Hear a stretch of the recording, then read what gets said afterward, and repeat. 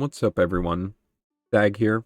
I wanted to make this video kind of a hard video for me to make. By the way, I clickbaited you with the sloth. This has nothing to do with Super Auto Pets or sloth at all. I lose the game to spoil it for you. This is going to be a very personal thing, so if you don't really want to hear anything personal or sad or whatever, then you don't have to watch. Read the description. TLDR will be in there.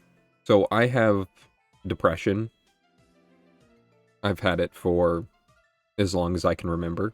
Doctors have told me that it's clinical. I don't produce enough serotonin or dopamine like other individuals. So I'm sad most of the time. Like a baseline level of sad. Whereas most people kind of are neutral, you know. I'll include a little graph to kind of show how I feel. I suppose I just wanted to talk about it, because I don't really talk about it. I guess it's okay, because I don't have to actually talk to anyone. I'm just here by myself. And then, of course, I can edit my thoughts and ramblings together. I suppose I should tell you the reason that I'm talking about it, because over the past few days it's been rough, to say the least. And it happens from time to time, just when I feel like overwhelmingly sad or hopeless, and I just have to ride the roller coaster to get through it. This one's been a little bit longer than normal, and for no particular reason. Normally people are sad for particular reasons. I mean, like, I have reasons to be sad. My back, my eyes, you know, other things in my life. But not to, like, this degree. Like, my whole family didn't die or anything. So there's, logically, to me, there's no reason to be this sad. But my brain tells me that I should be this sad. I guess I'm gonna go through, like, a little bit of backstory. So, my first moment where I realized, maybe not realized, but in hindsight, I realized that I have depression, was when I was in the 4th grade. And this elementary school, man, most children are happy. And I remember coming home from school, and, you know, like, I could play with my friends or go ride my bike, whatever it was that I was very interested in the 4th grade, playing video games. Instead, I just went home and I did nothing.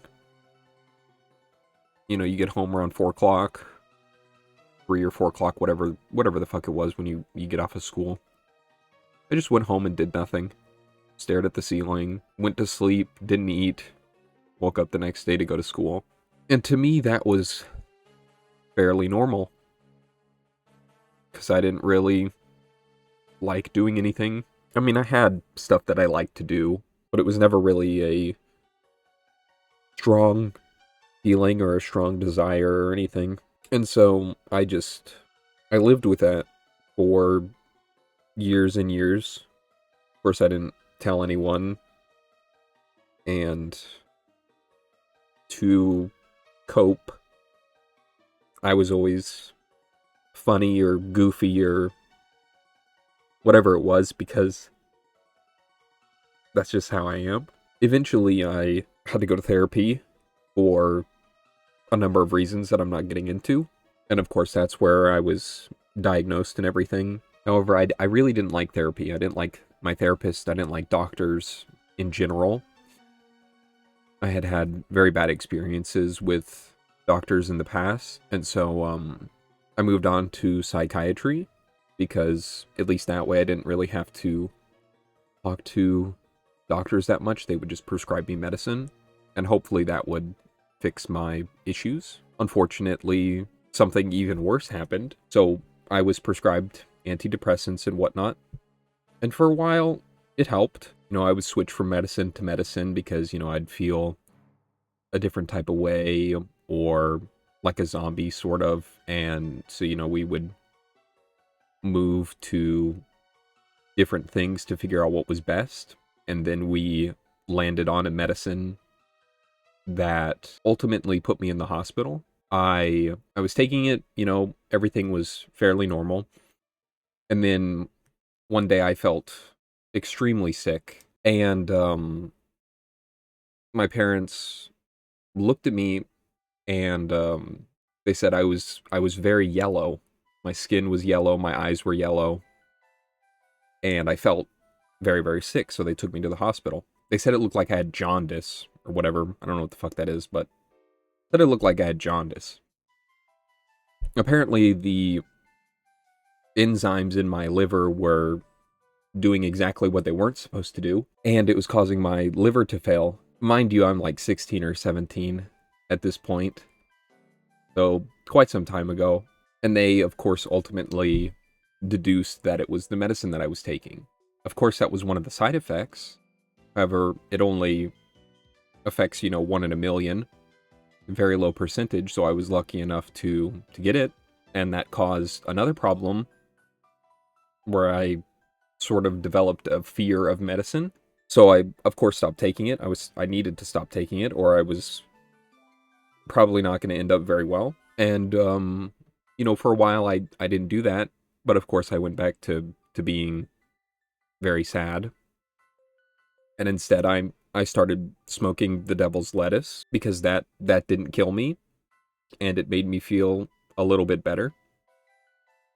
So I was like, okay, yeah, that's great and all. Of course, that isn't a cure or anything. It just helped me, manage my mood and everything. But this fear of medicine made it so like I wouldn't even take ibuprofen. I wouldn't take allergy medicine because I didn't want any of that to happen again. Eventually, I realized like, ibuprofen's not going to kill me if I take one every month or whatever, if I get a headache or if I take some allergy medicine for my allergies because I have really bad allergies. So I eventually, worked through it a bit, but I still don't take antidepressants. I don't see a therapist. I don't see a psychiatrist. Haven't in years because I figured I could just manage my mood. Or try to, anyways. And I talk to some people, mostly my partner, who is everything to me. It's very nice to have somebody to be able to hold you and tell you that everything's going to be okay. The physical touch of another person. Never really got that from my parents. Also, my mom watches some of my videos, so hello, Mom, I'm fine. Just another day. But yeah, let's, I guess let's sort of jump forward a bit to now, where, I've going through another period of my life where it's a lot worse than normal. And like I said, you just have to ride the roller coaster. And it eventually goes back to being sort of my baseline sadness.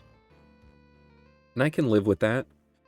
Like, that's fine. I have my ups and my downs. As long as it doesn't stay down. I think that's the worst thing because I can't really do anything. Sort of to tell you what I've been doing the past couple of days is nothing. I don't really like to do anything. That's probably a symptom. But I don't like doing anything. I don't like going anywhere. I don't like talking to people. I would rather sort of just be alone. But again, that's probably a symptom. And so what I've just been doing for the past couple of days is sleeping and crying. Because that's normally what I do if I feel overwhelmingly sad or hopeless or worthless. And it's all just my brain telling me these things, constantly going over in your head over and over again.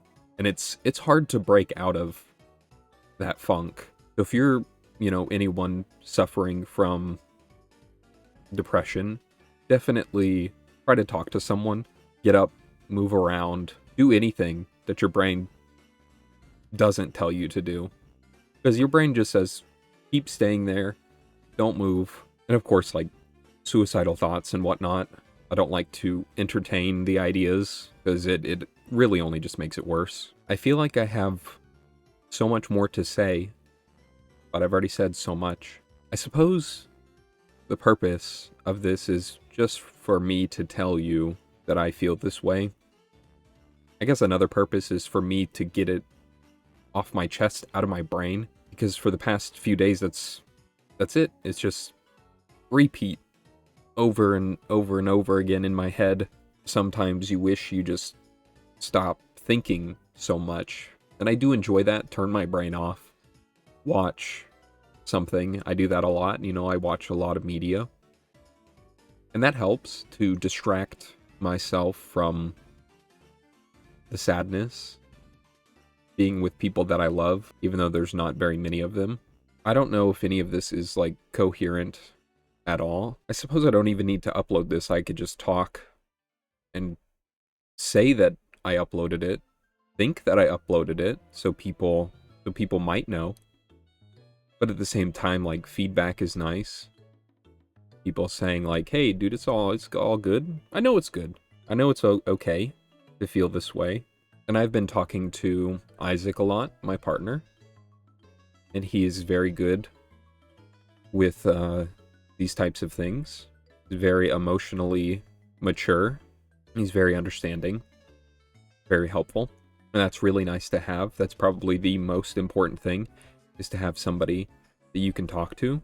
I try not to use him as a therapist. I try not to bother anyone with my problems, because they're my problems. But you can only